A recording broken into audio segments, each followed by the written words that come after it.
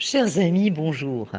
Alors, nous allons lire à la synagogue la deuxième paracha du Sefer Devarim, qui s'appelle Vaetranan, et qui commence par la prière que Moshe Rabbeinu implore à Kadosh Baruch Hu de lui permettre d'entrer en Eretz Israël.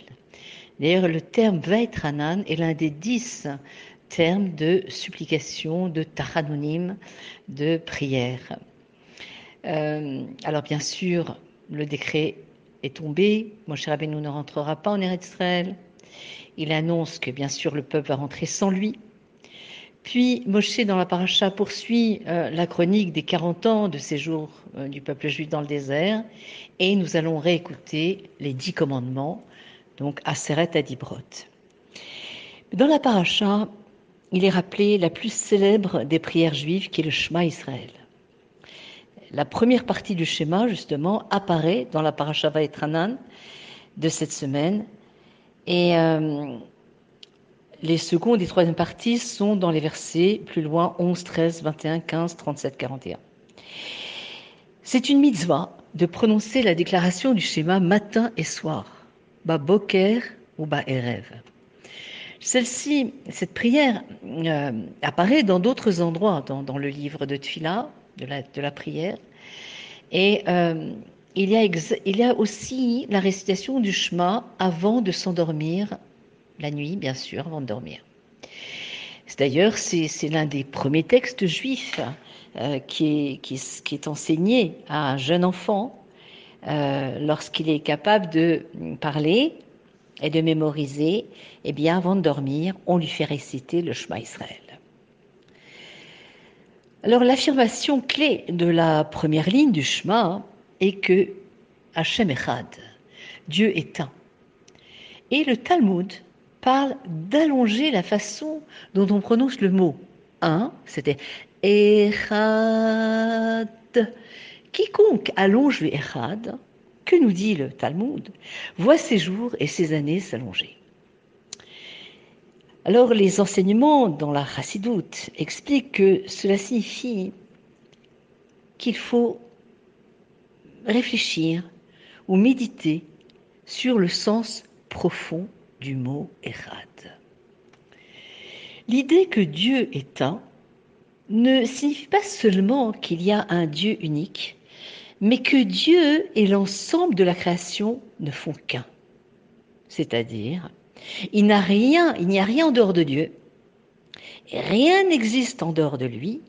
Tout ce que nous percevons, chaque particule de l'existence, n'est qu'une manifestation voilée de Akadosh Baruch Hu.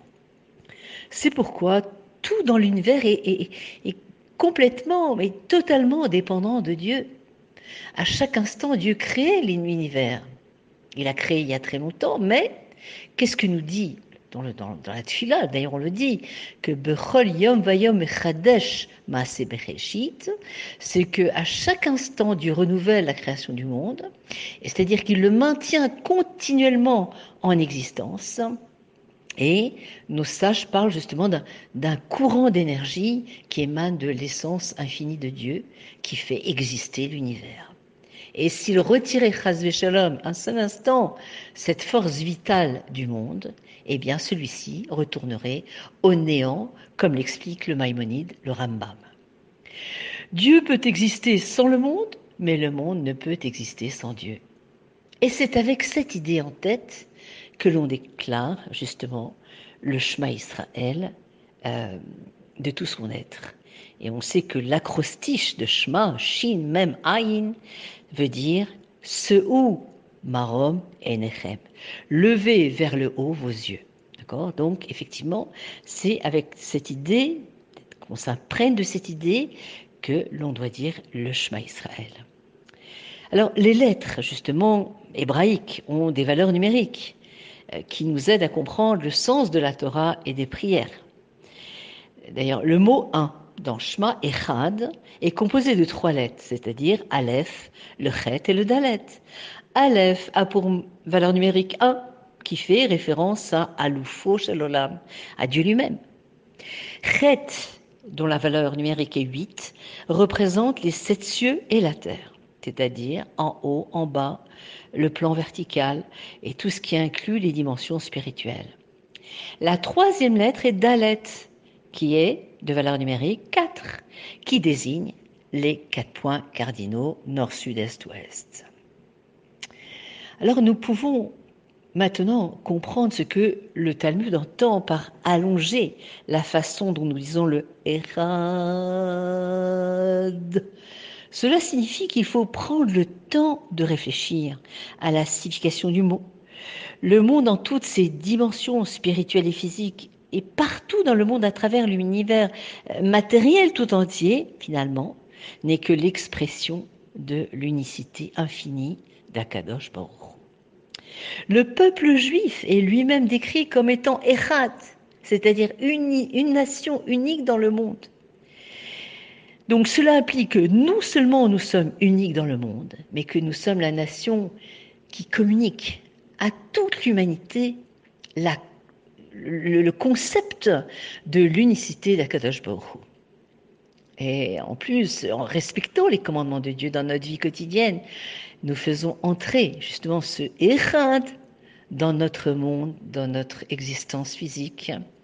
Et donc, c'est une source de, comment dirais-je, de bien-être et de donner à notre vie un sens, comme disait Viktor Frankl.